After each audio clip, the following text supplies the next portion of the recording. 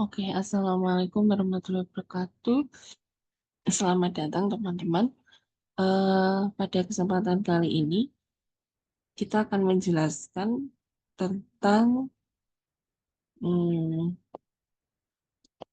uji asumsi ya, uji sumbangan efektif, dan juga terkait dengan eh, regresi berganda. Oke, sebentar. Saya tidak akan menjelaskan kembali terkait dengan apa namanya terkait dengan prinsip-prinsip dari regresi berganda karena sudah saya jelaskan di awal ya kemarin di minggu lalu, sehingga pada hari ini pada kesempatan kali ini saya akan menjelaskan terkait dengan sumbangan efektif ya, terkait dengan sumbangan efektif, kemudian praktek ke regresi berganda. Oke, saya akan ke sumbangan efektif terlebih dahulu ya. Saya carikan materinya yang di atas ya. Oke, nih. Nah, mencari sumbangan efektif masing-masing prediktor ini menjadi sesuatu hal yang sangat penting ya, sangat penting terutama ketika kita berada dalam analisis korelasi berganda ataupun regresi berganda. Sehingga diperlukan untuk mencari sumbangan efektif dari masing-masing VI ataupun prediktor terhadap VT ataupun kriterium. Nah, ada dua cara ya, ada dua cara untuk menentukan sumbangan efektif. Yang pertama adalah cara yang saya mengatakan eh, lebih ribet ya gitu, yaitu dengan cara mengeluarkan nilai-nilai tertentu untuk dimasukkan ke dalam rumus, gitu ya. Nah, nilai yang pertama adalah nilai cross product. Nah, cara mengeluarkan nilai cross product yaitu melalui korelasi. Jadi tidak menggunakan regresi linear, tapi menggunakan fungsi korelasi, yaitu analyze, correlate, bivariate. Kemudian klik option, nanti teman-teman akan mendapatkan semacam ini, tabel ini, gambar ini, maka kemudian dicentang saja cross product deviation covariance. Nah, kemudian klik oke atau continue. Nah, nanti teman-teman akan mendapatkan semacam ini. Yang dimaksud dengan nilai cross product adalah ini, ya, sum squares and cross product. Jadi cross product dari eh, apa tabah ya, cross product dari tabah ke syukur itu seperti apa, dari syukur ke tabah seperti apa. Kemudian dicari lagi nilai dari R square. Nah, nilai R square itu didapat dari regression ya, regresi linear. Nah, kemudian nanti akan keluar nilai R square, nilai regression di sini, dan nilai standardized B ya, standardized beta ya. Jadi bukan standardized betanya, tapi B besar di sini ya. Jadi nilai B besar dari VI ke VT. Nah, kemudian tinggal dimasukkan semacam ini. Nah, nilai cross product itu bermacam-macam ya. Jadi jangan sampai keliru. Misalnya di sini apa yang menjadi VI-nya adalah syukur ya, kemudian yang menjadi VT tabah, maka kita lihat berapa cross produknya. Di sini ada dua angka, ada 322 dan juga ada 100 ya. Kemudian ada 100 dan 180. Hati-hati kalau yang 322 ini dari tabah ke tabah, yaitu 322. Sedangkan 180 itu dari syukur ke syukur 180. Maka yang diambil adalah yang tabah ke syukur ya, yang nilai 100 ini.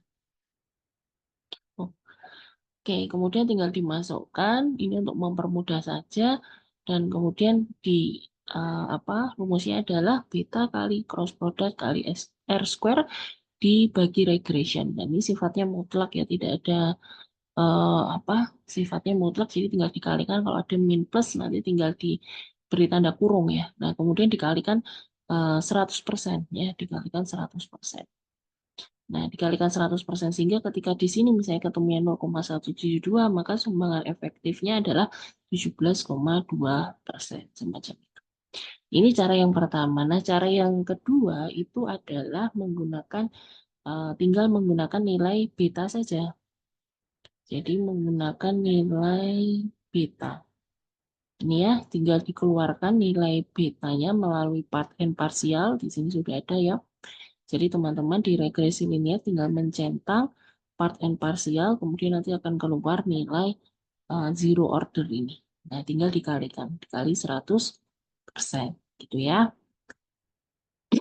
Nah, untuk prakteknya seperti ini. Jadi misalnya tadi yang cara yang pertama ya, cara yang pertama itu adalah dengan menggunakan rumus, yaitu mengeluarkan nilai cross product dulu. Maka cross product itu menggunakan bivariate.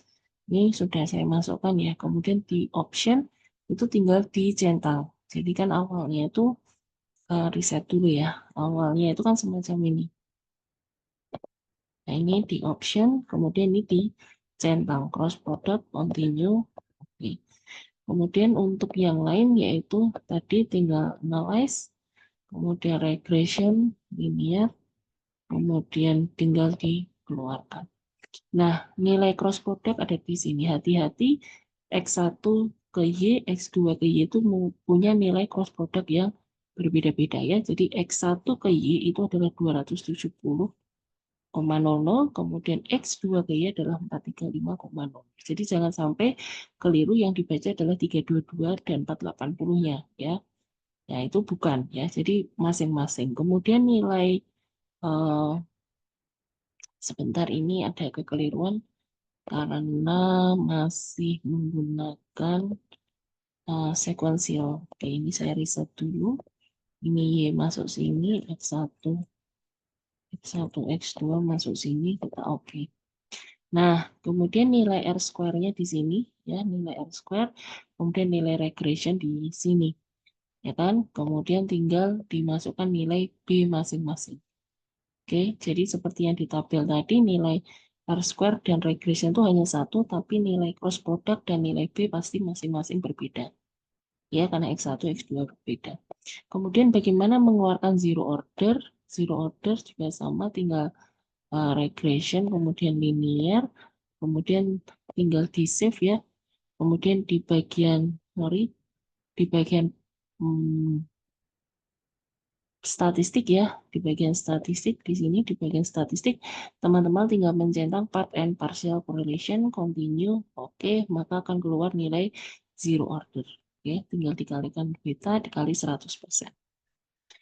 Oke, sampai sini ada pertanyaan? Kalau ada pertanyaan bisa dituliskan di kolom komentar ya. Nah ini hati-hati, ini 0,5, ini 0,9 ya. Bukan 5 kali 9, tapi 0,5 kali 0,9 karena ada titik di depannya. Oke. Nah, sehingga untuk menjadi tugas silakan teman-teman mengerjakan nanti ya soal di slide 79 dan 80 mencari sumbangan efektifnya ya dengan kedua cara. Gitu. Oke. Nah, selanjutnya kita akan memasuki sekarang regresi berganda. Nah, saya tidak akan mengulangi lagi seperti yang saya jelaskan terkait dengan prinsip-prinsipnya karena sudah saya jelaskan di awal ya. Nah, saya akan menunjukkan di sini terkait dengan regresi berganda menggunakan SPSS ya. Misalnya di sini contohnya intelijensi dengan sorry, di sini sebentar. Nah ini regresi berganda ya. Di sini ada X1, X2, dan Y. Nah ini tinggal dimasukkan, maka kemudian dianalisis seperti biasa. Tadi ya, dianalisis seperti biasa kan keluarnya yang ini. Sama kan tadi analyze, ya kan analyze, regression, kemudian karena masih menjadi sama ya, kita anggap levelnya sama antara X1 dan X2, maka menggunakannya adalah enter gitu kan. Jadi masih sama. Nah, kemudian tinggal ini. Nah, sama seperti sebelumnya yang dibaca adalah nilai F besar. Ini berarti modelnya adalah modelnya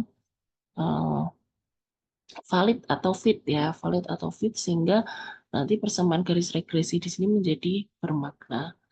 Nah, nilai R di sini adalah nilai simultan ya, X1, X2 bersama-sama memprediksi kriteriumnya Y ya.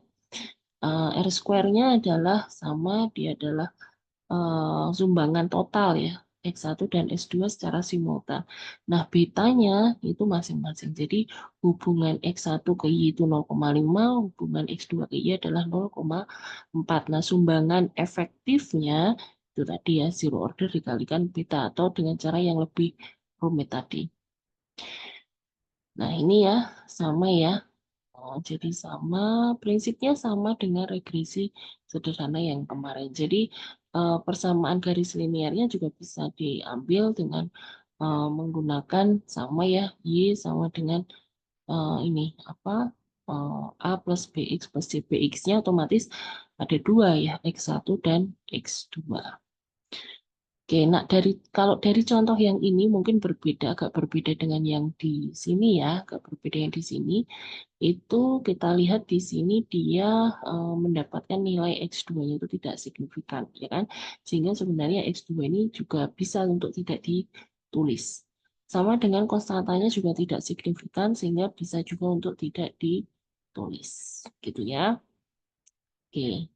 Kemudian bagaimana dengan geometri? Dengan geometri juga sama.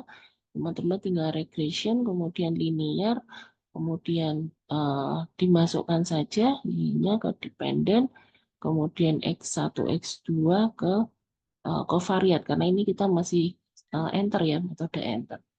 Kemudian model fit, jangan lupa untuk dicentang, kemudian nanti akan mendapatkan, sebentar ini, kenapa nggak ada datanya ya? Kenapa tidak keluar?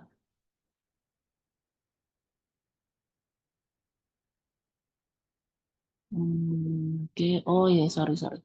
Ini masuk ke sini, ini masuk ke sini.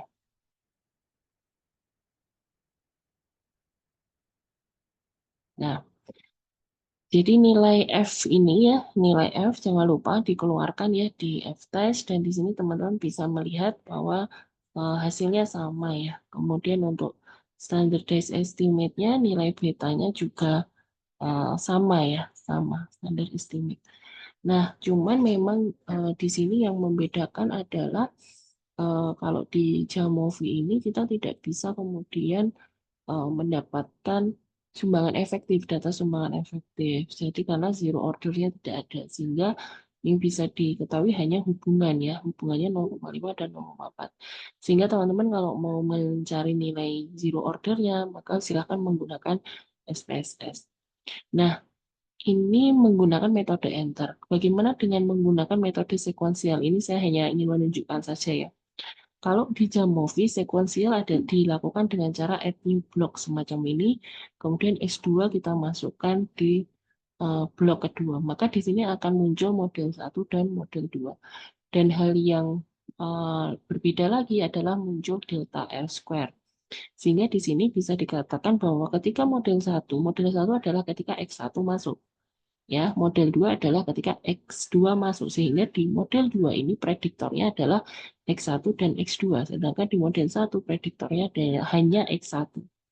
Ternyata kalau teman-teman amati ketika X2 masuk, maka R-nya itu berubah menjadi lebih tinggi. Ya, deltanya adalah 0,3. Ini adalah delta R square. Jadi yang awalnya 0,94 dia menjadi 0,978, ya kan? Jadi ada jaraknya adalah 0,03, ada perubahan 0,03. Dan kalau dilihat F-nya tidak berubah, sama-sama signifikan, tetapi kekuatannya lebih besar ketika X2-nya masuk. Bagaimana dengan nilai betanya? Ya, standar estimate. Ini tinggal diklik saja model 1 adalah ketika X1 masuk. Ya, siapa yang duluan masuk, dia masuk menjadi model 1. Ternyata standar estimate-nya adalah 0,970, ya kan? 0,791, dan dia signifikan ya, signifikan. Nah, ketika model 2 dimasukkan, ternyata dia berubah menjadi 0,5, anjlok ya. Sekitar 0,4 kan deltanya. Itu meskipun masih sama-sama signifikan. Nah, bagaimana kalau di SPSS? Di SPSS juga sama, maka caranya adalah dengan sekuensial, yaitu tinggal regression linear, maka ini yang awalnya enter kita keluarkan di sini, kita next, X2 kita masukkan, klik OK. Nah, hasilnya akan sama seperti yang di Jamovi tadi. Tetapi bedanya di SPSS di sini terdapat penjelasan bahwa predictors untuk model 1 itu X1, predictors untuk model 2 adalah X1 dan X2. Nah, di sini teman-teman bisa melihat kok tidak ada delta R square. Nah, ini berarti harus dikeluarkan terlebih dahulu. Maka mengeluarkannya adalah dengan cara kita di statistik, maka R square change kita checklist, kita continue, kita oke, maka nanti akan keluar yang namanya delta R square, ya, R square change. Nanti ini yang sama ya dengan hasil di Jamovi bahwa deltanya adalah ketika X2 ini masuk bersama-sama dengan X1, maka ada perubahan selisihnya adalah 0,036 pada sumbangan ya, sumbangan keduanya, yaitu dari 0,94 menjadi 0,97. Nah, yang menarik di SPSS, di sekuensial SPSS-nya, ini hasilnya sama ya, nilai betanya dari awalnya 0,97, ketika X2 masuk, ternyata beta dari X1 itu turun jadi 0,5. Dan kemudian dari SPSS itu kemudian memberikan saran untuk mengeksklud variabel, dan yang dieksklud adalah X2. Oke, jadi meskipun di sini signifikan semuanya, tetapi kemudian ternyata X2 ini menurunkan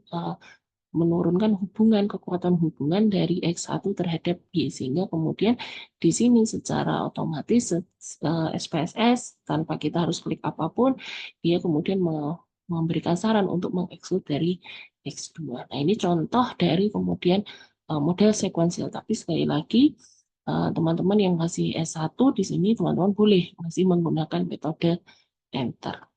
Oke. Nah, untuk latihan sama silakan dikerjakan slide nomor 79 dan 80 untuk regresi berganda. Jadi tugas mandiri masing-masing mahasiswa silakan mengerjakan soal slide di 79 dan 80, yaitu soalnya ada 3, yaitu mencari sumbangan efektif dengan soalnya ada 2, yaitu mencari sumbangan efektif dengan 2 cara, dan yang kedua adalah melakukan analisis dengan regresi berganda enter. Demikian saya harapkan semoga bermanfaat dan terima kasih. Assalamualaikum warahmatullahi wabarakatuh.